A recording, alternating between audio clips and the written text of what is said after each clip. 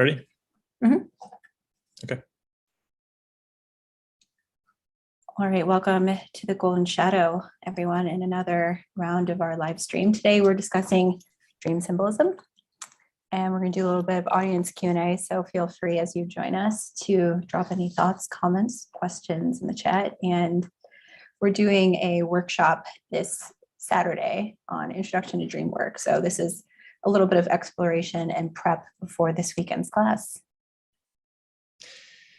This is still an experiment, so the live stream as a medium is something that we're still exploring. So we'll take questions as they come, but if we get no questions, which is possible, maybe likely, we're just going to chat about dreams. So when we talk about dream symbolism, one of the first things that we need to kind of be clear on is, what do we even mean by symbolism? And what is a symbol? And this can get kind of blurry because in some ways a dream is entirely symbolic. There's nothing really happening in a dream that you could simply say that's not symbolic, or that that's something that should be interpreted literally, or that that's something that's totally concrete. And when we are in our waking world, we still see symbols. And I would say, in fact, that reality is still symbolic because it's a projection, and that whatever we call reality is really a subjective reality, maybe a collective shared subjective reality, an intersubjective reality, but it's still subjective in some sense. It's still symbolic. So symbols are really kind of the way in which the unconscious is making sense of the world, or the way in which the unconscious is making sense of reality. So everything that we encounter in the world means something to us. And maybe what it means is something that's straightforward. It could be something that's very confusing, but still every object of reality is in some way a package of meaning. And the unconscious is making sense of what it encounters by projecting meaning onto everything. And the structure that that projected meaning takes is symbolic. That's what we call it. We're essentially saying that's a symbol. What do we mean? We mean there's something unconsciously meaningful there that's more than just the quote unquote physical thing or literal thing or concrete thing. And the whole notion of a literal thing is already problematic to begin with, but that's what a symbol is. Package of meaning. You're getting into this idea that symbols are these like representations of ideas, but to me they kind of condense a lot of complexity down into something that's more digestible, especially because I think when you get into the nuance of what a symbol is, there's this recognition that it's this whole host of a multiplicity of meanings, applicability to different situations, can shift in its nuance and meaning depending on the situation. But the way to reduce that down is to create or generate a symbol, or to have that just sort of manifest naturally. And a symbol is often a visual thing, something that's imagistic in nature, but there's symbolic acts, there's symbolic language even. There's this way that I think our consciousness, especially ego consciousness, tries to grapple with the complexity of the depth of reality. And so we'll condense that down into symbolic form. But like when you pierce a little bit deeper into those layers, the true, I would say, like range of potential shows you that you're dealing with something much larger and much more complex in nature. Right. The conscious objects of reality are sort of a sublimation of underlying meaning.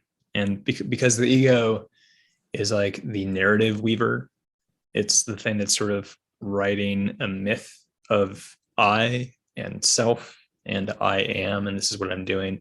That's all in this sort of narrative format. but that narrative format, those objects of the narrative, whether or not that's like me or Alyssa or like my life and what I'm doing, those objects are kind of sublimated up from a much deeper, more complex, more rich sort of reservoir of meaning. Yeah. And the symbol is tapping into that reservoir in some ways. Yeah. The sublimated narrative objects are very concrete. Mm-hmm. Like chair, that's a chair, and that's very concrete. It seems very literal, but if you kind of go deeper into that sort of reservoir of the unconscious, you're getting into this idea, well, like the chair is actually not just chair, it's like thing to sit on. It has like this kind of more widespread meaning. And the beanbag is also a chair, and the stump is also a chair. So they're kind of all the same thing, despite this concrete sublimated idea of chair. There's kind of like this thing that I sit on. And then if you go deeper into that, you kind of tap into like a lot of symbolism that goes into sitting. It goes into a relaxed posture. You can kind of get into what it means to sit with people. You can kind of get into like, what is the symbol of the throne? There's all these weird things that start happening the deeper you go, and they become less concrete, less things that we can make sense of. Right. So that's realm of the unconscious, and the symbol is kind of bridging in some ways between that, completely ineffable unconscious, forming a bridge to the sort of sublimated, concrete, literal thing like chair or eye or house. If that makes sense. I'm gonna tug on this alchemical string that I feel like you're playing with right now. I think that the nature, the like ineffability of the symbol, which is always at play when we're dealing with unconscious material, when we're getting into like the nature of the archetypes, everything's floating in this like, it has no form, it has no shape. That's like the sublimation of it. It's just like it's air. And in that way it's spirit, but we need to like bring it down and we need to concretize it. And that's like the coagulatio. That is the symbol concretizes some element which creates boundaries, which creates limits, which in a way makes you look at a chair and maybe on the first pass, you kind of interpret it in this really simplistic way, but then you keep pushing deeper into the idea of chair. And where do you go? You think of a throne, you think of royalty, or you think of rest, and all these ways in which the symbol, even though it's in a concretized form, because that's the only way to, I think, truly wrap our conscious minds around it in a way that's simplified, can still tap into the sublimated aspect, which is to say it's sort of, shifting mercurial nature. So we're playing with these alchemical ideas when we're working with symbolism. And that's why you do something like read the tarot and people are going to interpret it in different ways because it's a language of symbols. Or you work with the I Ching, or you look at astrology archetypes, and you look at dreams. And the nature of interpreting and doing dream work is to recognize and hold that tension, that there's a range of potential, but the image is symbolic in nature that's being presented to you. So in some ways it's been concretized. It's just about figuring out what it might express as you work to interpret it in this form. So that's a good primer on symbols in general. When we get into dream symbolism, what changes about the idea of the symbol? What's unique about the dream symbol compared to other ways in which we think about the symbol?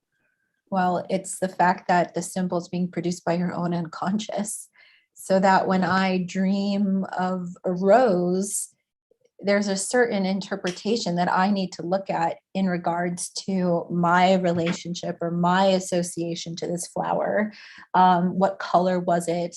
What was the feeling tone around it in the dream? But if you were to dream of that same symbol, maybe it's a black rose, maybe it feels kind of heavy and, dark in nature, or you have a different association to it. So the symbol, that is to say, the symbol's taking different forms and it's pulling upon your own unconscious repository of of associations. And so the symbol has both, I would say, like a pathway into an archetypal level, the collective sort of timeless meaning of it. Yet at the same time, there's going to be an overlay of your subjective experience and interpretation that comes into play with dreams.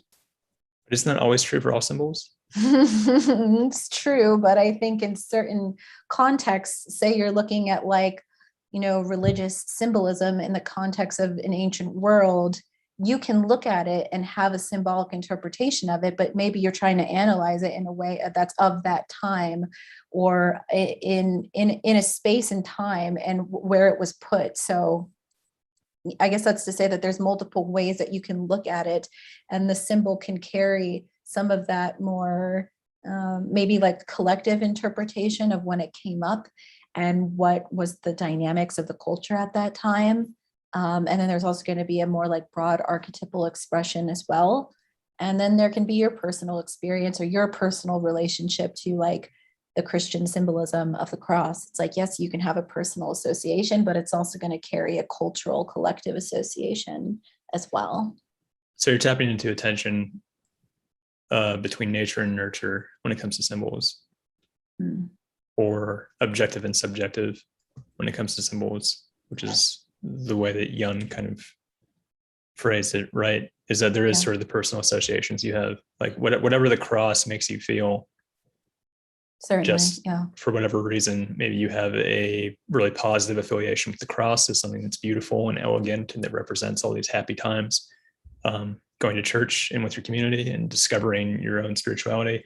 Maybe you have a very negative association with the cross as sort of like the symbol of like the Crusaders and the symbol of these, evil, ignorant Christians in America that are so intolerant or something like that. So you can have different personal associations with the symbol, but then there's also the attempt. And again, attempt is important because I'm not so sure it's successful, but the sort of attempt to the attempt to sort of point out an objective symbol, meaning that the cross, regardless of who you are, has certain symbolism associated with it that is sort of just agreed upon as being this is the meaning of the cross. And you could approach that from different ways, but the idea is that every single human being should see the cross and still have the same sort of meaning that comes from the cross. Well, I mean, we're also talking about like a symbol like the cross that's so charged with a lot of cultural material in it. Like you can like really simplify down to something like tree or river that I think isn't so charged is like the best word that I can think of. But yeah, ultimately, like the point is that when a symbol is generated, even at some point in time, I think that there's ultimately a sort of collective unconscious path back towards that archetypal core. And it's going to evoke something, or that symbol might crop up in all of these different ways. It might manifest across different cultures, as an example, so that we have maybe not necessarily the cross as such a potent Christian symbol, but certain other symbols do, like something that's more like a mandala, or the kind of sort of like whirlpool spiral is another sort of collective symbol that crops up in a lot of different cultures. So it becomes a little bit tricky because there might be an inclination or a desire to want to go to that collective or archetypal meaning when you see a symbol or it comes up in a dream. But I think the first layer to start at is that personal associations that you might find in your own historical material, a positive relationship to a symbol or something that evokes more of a negative. And that's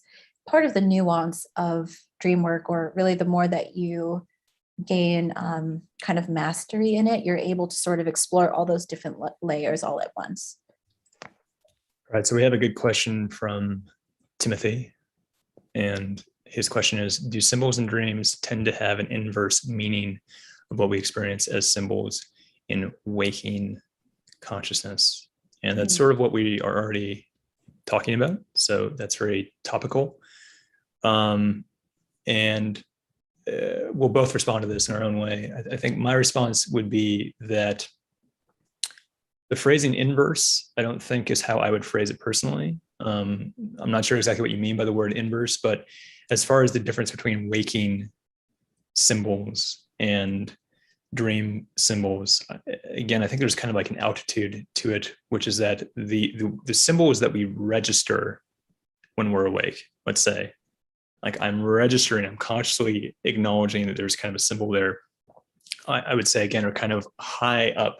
They're sort of sublimated up out of the unconscious, and they have this feeling of concreteness or literality, or in some sense, and that those are problematic words, but the unconscious is not being given as much space to express itself when we're awake. So the symbols that we see when we're conscious, I think, are going to more or less carry the same meaning as they do when we're asleep, but we're not going to let the unconscious dictate those symbols quite as strongly as we do when we're dreaming. So I feel like when we're dreaming, the unconscious really is just like throwing out all this symbolic material, and you're just kind of experiencing it almost like you have no control. You're just sort of along for the ride. Whereas when you're conscious, that same meaning, that same symbolism is trying to kind of squeeze out into your conscious reality, but we're so engrossed in a kind of mode of doing and solving and fixing and being when we're conscious, all these functions that help us kind of like navigate through the world and do things, that a lot of that symbolic imagery is going to be squeezed out in favor of what is kind of like more like literal. And again, it's really complex. It's not as simple to just distinguish between like waking symbols and dream symbols. I think they're definitely interconnected. I would say that they're the same thing. They just express themselves at different levels of magnitude and in different flavors, depending on when you're awake and when you're asleep. So just for instance, like if you see a knife in your dreams, which I often see, I see knives in my dreams often. It's probably the most noticeable symbol in my dreams. I think that knives represent power or agency or something like that in my dreams. I think in reality, when I'm awake, I think they represent the same thing. But there's a notion that the knife is sort of like a literal physical thing in reality, not a symbol, even though the meaning being projected onto the knife is symbolic and has that same symbolism that would be kind of touching me when I was unconscious. So that is a long answer, but that's how I would frame it. What do you think, Alyssa? I agree. I don't think we're often embodied in the symbolic consciousness when we're awake. It's just like not the nature of ego, our conscious waking awareness to move through the world and interpret all of these things as symbolic in nature, so that there can be this sort of like way that images come up in dreams that feel like it's sort of being turned on its head. So that something like driving around in your car in a dream is actually an incredibly potent symbol for autonomy and direction in one's life and the feeling of being in control, or maybe someone else is driving. But that's not a way that we interpret cars for the most part in waking reality. So the symbolic layer of consciousness makes you look at everything in a way that is deeper than its most obvious significance. And that's why symbols are what they are. They need to be multi-layered. They need to be able to sort of shape shift a little bit and get you into different places inside of yourself, versus what I would say is like a sign that is supposed to have a very concrete, very static sort of meaning to it, so that it isn't up for interpretation. Like when you pull up to a stop sign, you have to know, everyone has to agree on what that means. But if you dream of a stop sign, even then, that thing that has a more static meaning in waking reality, it might begin to have some other potential inside of itself. So that's where we start to get into, I think, a lot of the nuance of dream work, is that things that you interact with in reality are suddenly taking on new meaning. And I think it's especially true when we dream of other people, that there might be a sense of wanting to interpret them as very literal or very concrete, but they are actually acting as a symbolic container for some sort of inner contents. Or there's a commentary on an external situation. That's possible too. But that idea of approaching sort of waking symbols or images or even people in the dreamscape as suddenly symbolic with lots of potential, I think is what helps you just get on the track to getting into the heart of the dream. Good question, Timothy. Thank you. Thank you. Our next question is from Otto Alchemy. I like the screen name. The question is, it's very easy to overly interpret or rationalize a dream. Any tips on how to know if you're on the right track and not simply getting in your own way? And Alyssa, why don't you take this one? I think if I'm being fair and I'm being realistic, you can't really know. You have to like hold this tension that you might be totally off base. But what I think is interesting is if you track your dreams well enough, you start to build a fluency. I think this is something we talked about in our podcast episodes about dreams. So like, go check that out. But like, as you build this fluency and this understanding of the symbolic content of your dreams, the way that you interpreted a dream before might change.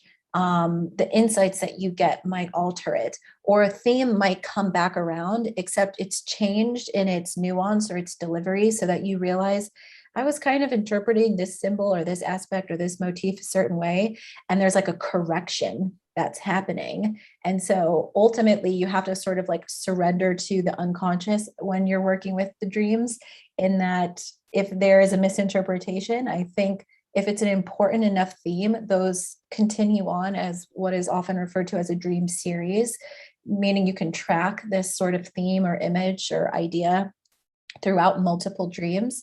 But it's also helpful to sort of keep yourself in check in the waking moments when you are doing your interpretation, and kind of asking yourself how obsessive you might be or how much of that rational mind. You kind of just have to like dance in uncertainty when you're dealing with this. You're never going to have 100%, knowing certainty that you are in the right place with dreams. And so I think it's sometimes just holding it with a little bit of lightness that allows you to feel like you're on the right track. Yeah. Very briefly, I think a simple tip, this is true for divination in general, I think this is true for using tarot or doing astrology or something like that, is that it's important to not yield too much of your agency into whatever is coming up. So if there's imagery that's coming through in your dream, it's important to not take that and interpret it as telling you what you should do with your life, or that it's very literal, or like, I had a dream where I broke up with my girlfriend. I think that means I should break up with my girlfriend because the dream says so, or like the cosmos is trying to tell me what to do. That's not a good way to go about it, I think, because you're kind of like you're letting go of your own agency to something that I don't think is very concrete. So just like tarot shouldn't be necessarily like fortune telling, you should not interpret the cards that come up as telling you what to do concretely. Dreams are the same way, that you should pay attention to your dreams, and even that, just paying attention to them is going to process something. Just writing down the dream, acknowledging what happened, is going to do something that's going to process some content inside of you. Playing with the imagery and kind of thinking about, what does it mean? Like, what does my dream mean? I think just doing that, asking those questions, is beneficial, and it helps you sort of sift through this mess and kind of instinctually make sense of it, unconsciously sort of make sense of it in a way that's helpful. But it's important to not go overboard and start interpreting the dreams as really giving you practical advice in your life, unless the advice that comes up feels very strong to you, in which case, maybe you should pay attention. If you have a dream and you are positive that the dream means that you should quit your job, and you feel it very strongly, you should recognize that the dream isn't telling you to quit your job. It's that you actually want to already, And the dream is just giving you the opportunity to confirm it, to externalize that and say, you know what, I actually do want to quit my job. I just didn't realize it until this dream kind of opened that up for me. So it's tricky, right? It's a very difficult, very delicate balance of how much to read into the symbol versus how much to just be passive about it and just be like, that's interesting, and then move on. So I think for advice. Me, working with dreams is an extension and a tool of really creating an environment where you can develop self-knowledge and self-awareness. And that can have such a positive effect of how you can utilize that in your life, so that not only are you maybe spending more time just sort of sitting in like thoughtful introspection because you're doing some dream work, that also cultivates more groundedness in your life. Maybe you go on to like journal, every day because of it. That makes you more self-aware of a habit or a tendency that you have. And as you build that self-knowledge and that self-awareness, suddenly certain things might become clear inside of your life, or how you need to handle a situation. And the way that a dream offered up some symbolism or some imagery might speak to some situations in your life, so that the dream sort of seemed to provide a certain clarity. I've certainly had experiences of that in my life. But I don't necessarily interpret it, as Arran is saying, as like a sort of fortune telling of what should happen, but rather a picturing of these inner dynamics that are ever present, but I'm just not fully aware of them, or I'm not giving space to them. So dreams are an avenue into those depths for you to see these different potentials or different points of view. And what do you do with that information? You could have gained that by, I don't know, other means, even by talking to somebody and sort of suddenly getting different realizations. So, to me, dreams are meant to help support a process of personal development and self-understanding. And that to me is, if that feels like it's happening, I feel like you're on the right track. Thank you, Auto Alchemy. Good question. All right, next question. This is from, forgive me if I mispronounce your name, but Chaitanya. And this is a multi-part question. Maybe we'll answer all of this. Maybe we'll just answer one part of it. But are all objects, items, or things in a dream symbolic in nature? Or will a dream have a stage or scene where the symbols arise out of? I think I kind of know what you mean by that. Mm-hmm. And if you have a rich dream, how do you isolate the important ones, meaning the important symbols? So if your dream is full of rich symbolism, how do you focus on just one if instead of 100 symbols are appearing in the dream? So all good questions. They're all kind of tied together. So why don't you take the first one? Yeah, I think, yes, if we're getting really meta here, like every object, item, words spoken, environments, encapsulated in a dream are symbolic. Yes, absolutely. And if you wanted to be really thorough, but in a way that I feel like actually doesn't like serve the process of dream work, you could try to interpret every single element symbolically and like pull out the meaning, but likely, I don't know who has time for that.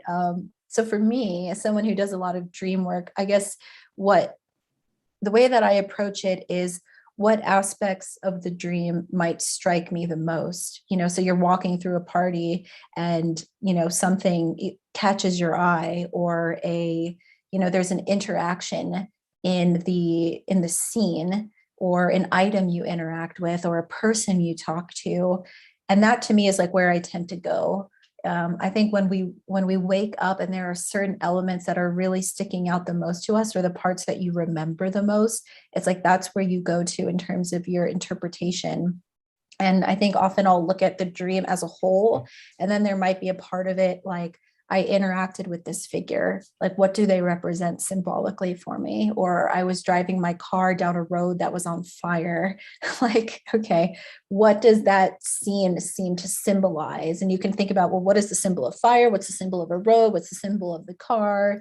It's like, yeah, you could do all of that, but you could also kind of look at it on a slightly like stepped, one step back, zoomed out way, and kind of look at like the whole symbol of the scene. So there's a lot of different ways to approach it, but I think it's good to not overload yourself with trying to figure out like what every part of the dream represents, because I think that's ultimately, you might miss the point, or you might just overwhelm yourself, and dream work suddenly seems like a huge chore that you don't want to continue.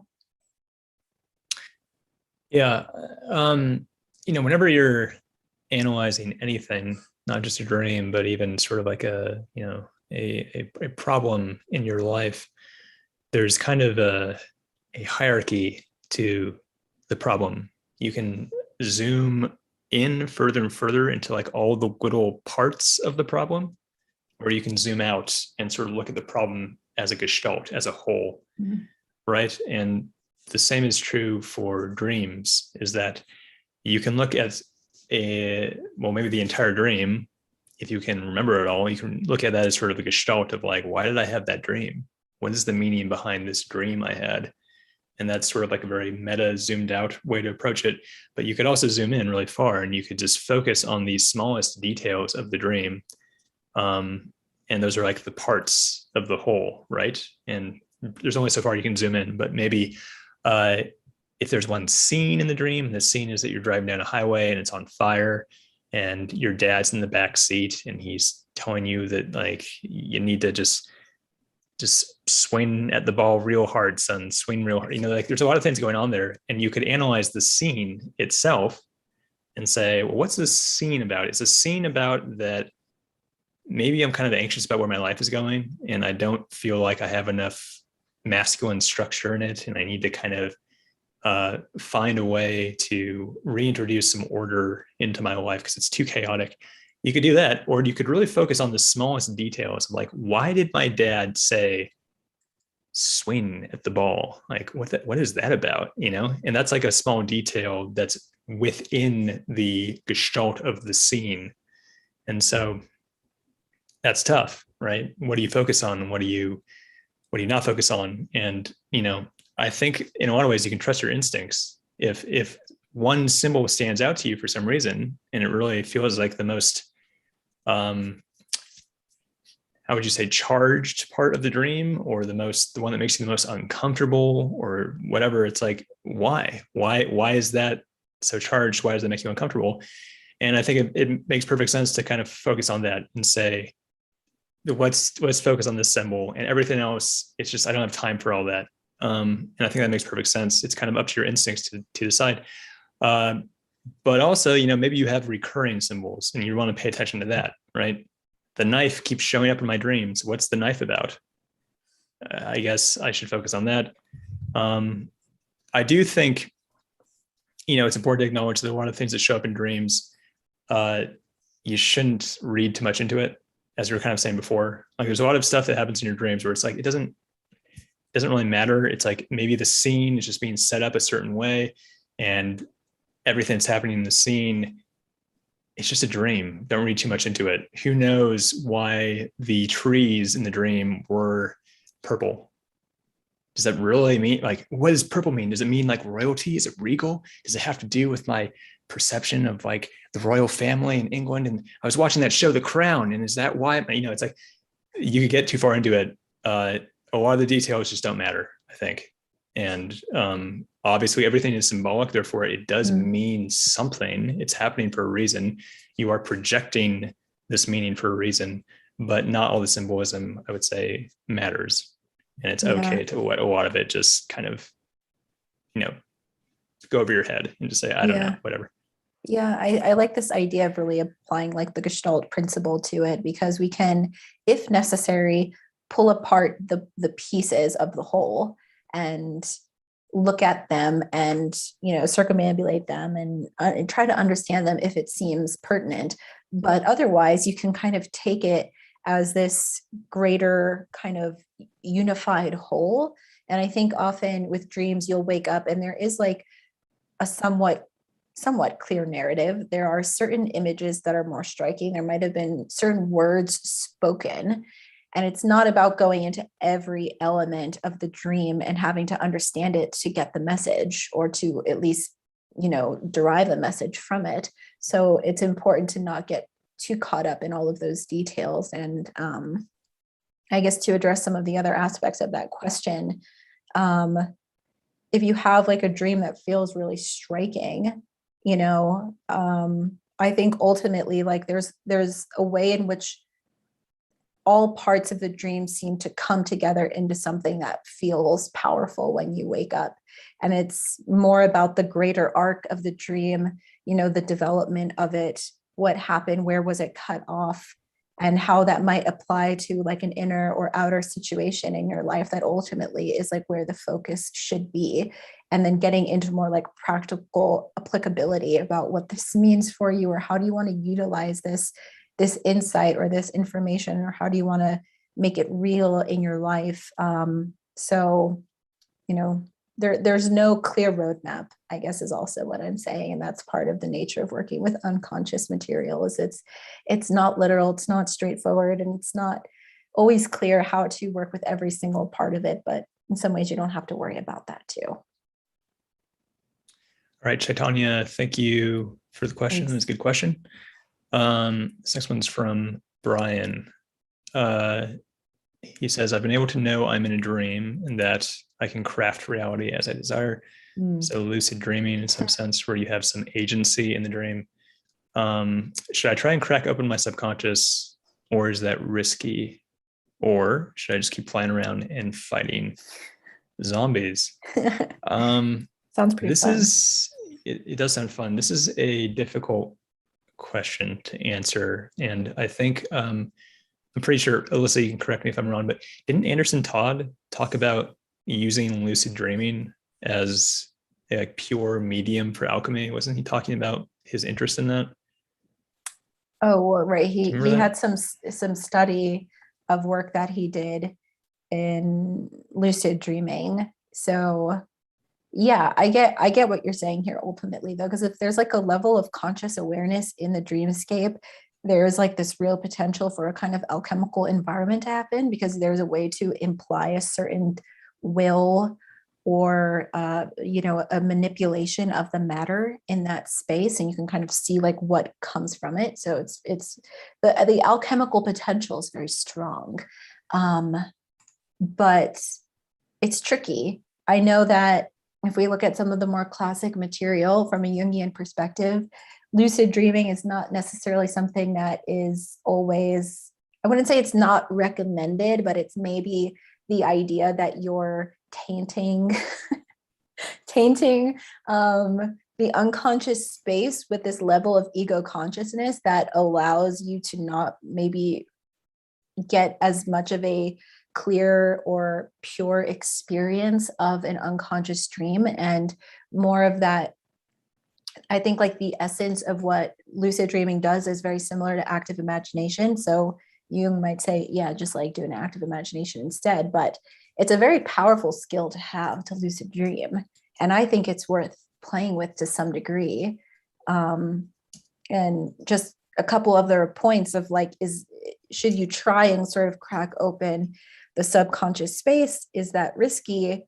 Well, it's hard to say that you could generate something that's like very deeply unsettling or disturbing. I think it's possible, but in some ways this is not as much of a like wild, container as like doing something like LSD is, and you're just like opening the floodgates of the unconscious. I don't have a lot of experience with lucid dreaming or others who do lucid dream, so I can't say with certainty that people uncover, say, like traumatic material in a dream because they were lucid and were pushing into the dream. But you might be able to work with lucid dreaming in a way that invites in more of this potential to dig deeper, while also then being able to stop it if it gets too intense. Anyways, the episode I was referring to with Anderson Todd, I do think he talks about this. That's episode 52 of the podcast. Drop it in the chat. Do you have it? Let's see if I can drop it in the chat without.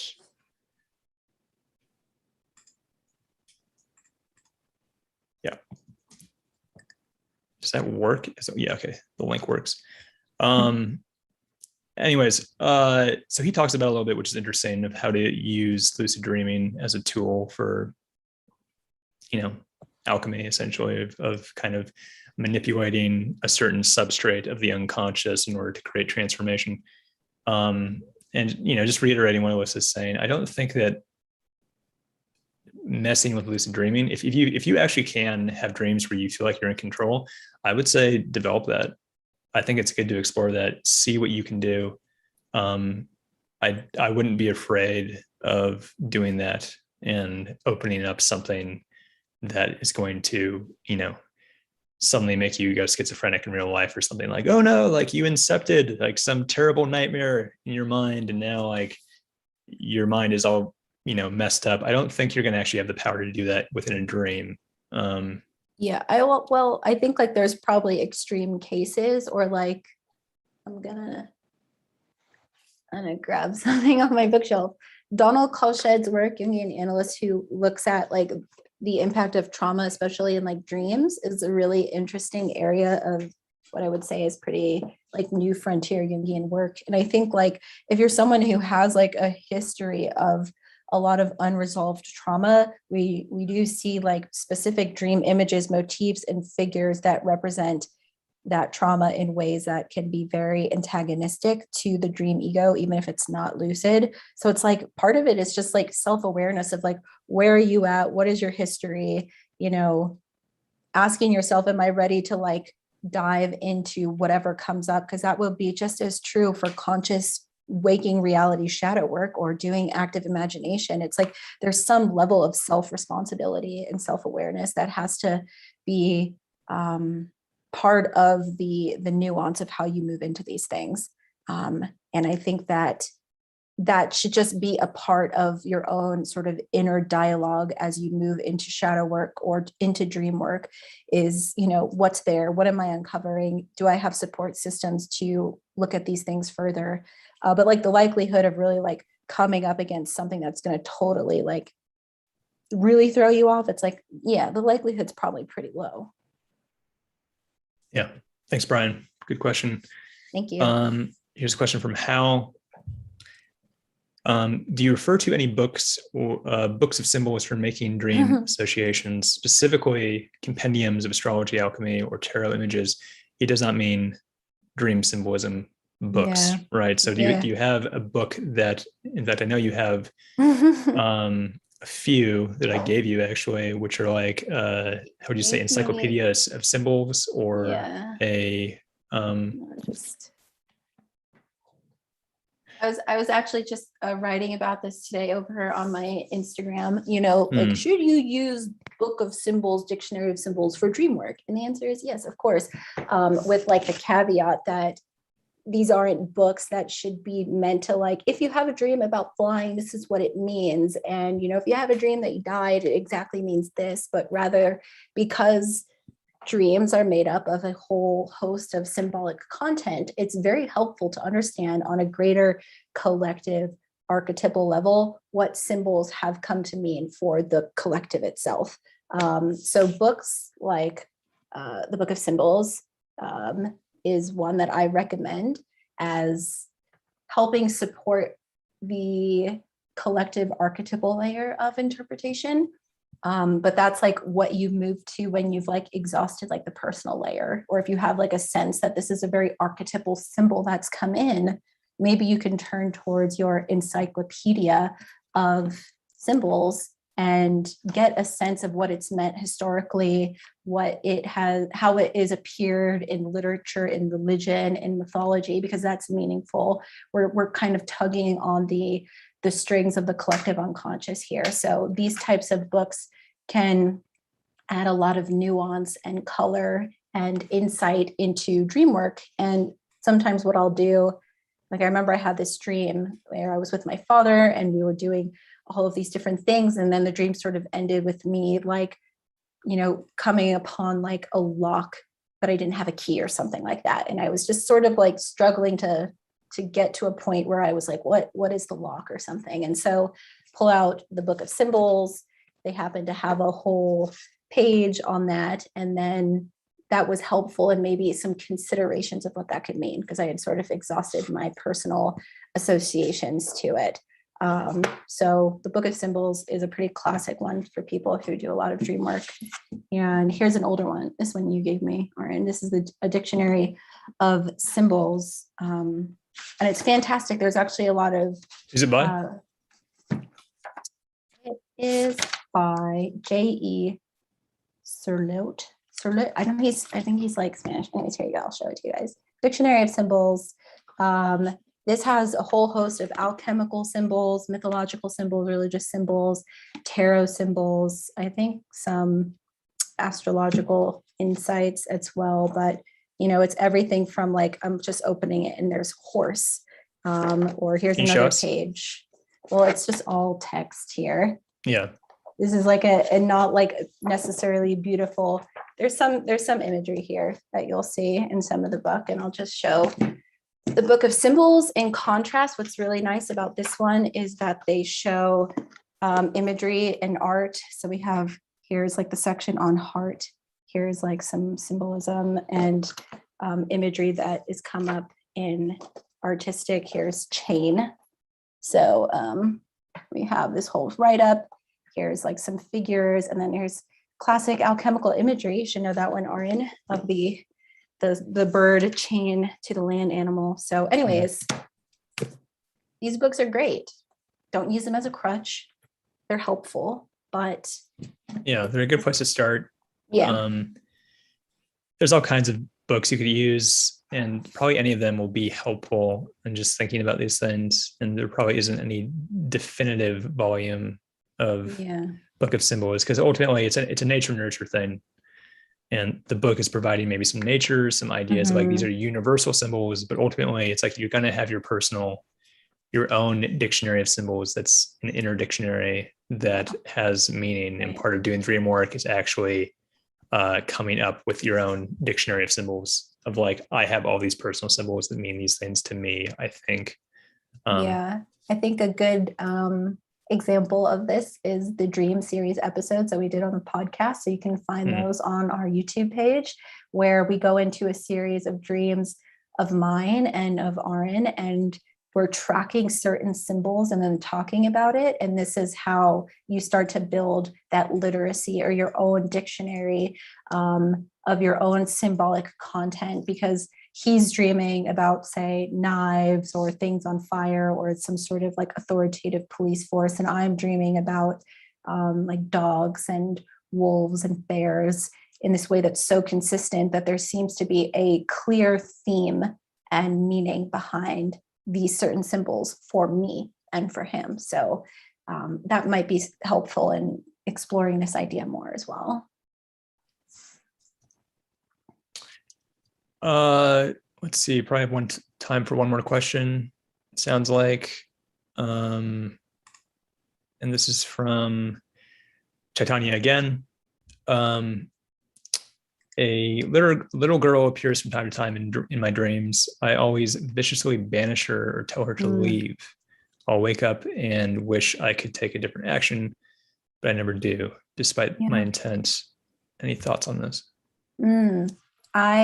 This brings to mind that I was having this series of dreams where I was being chased, really classic motif. And I kept waking up each time feeling like, I wish that I could have done something a little bit differently this time. And so after like the third round of having this type of dream, not the exact same one, but this type of dream, I kind of sat for a few days and did some writing around what I thought this could mean for me. Like, why am I having this really strong motif of being chased? Like, what, intense shadow material might I be running from? What might this represent for me? How does the different environments I'm in and the different things chasing me, how does it change? What do each of them seem to relate to? And then I kind of just sort of set a conscious intention by doing the writing and journaling and reflecting that I wanted to maybe have a different reaction in my dream. Like, I want to turn around. I want to know what's chasing me. I want to confront it.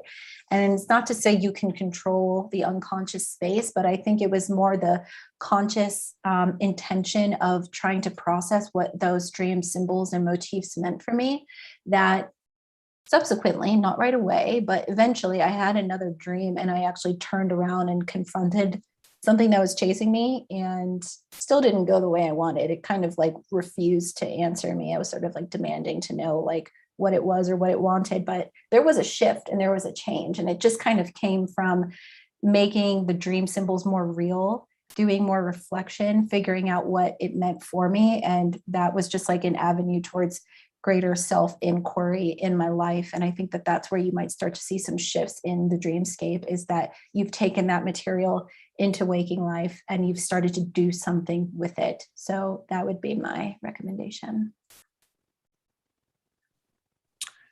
Okay. Thanks for all the questions. Good questions this time. Yeah. It would be great to continue to get this level of quality in our questions and get more of them. We're going to be trying to do a live stream Q&A at least once a month. We have a workshop coming up this Saturday.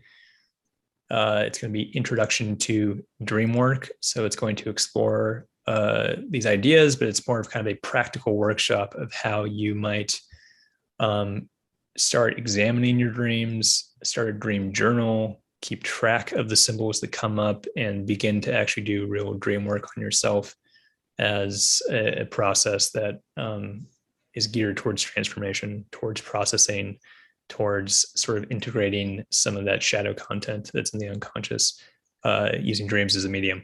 So it'll be a fun workshop. You can sign up for that at goldenshadow.org. It's $25 sliding scale. Is that right? Mm-hmm. Yeah. Yep. And again, that's going to be Saturday at noon Pacific time. Yeah. So, and if you can't attend live, you can watch a replay after, but I do recommend if you can make it, because then you can ask questions and we'll do live dream interpretation. So it'll be a good time. Right. So if you buy a ticket to the workshop and you can't attend for any reason, we will send you a recording afterwards. But of course, being there live is a much more powerful experience. So thanks for showing up, and we appreciate all your support, and we hope to see you next time. Yeah. Take care, everyone. Bye.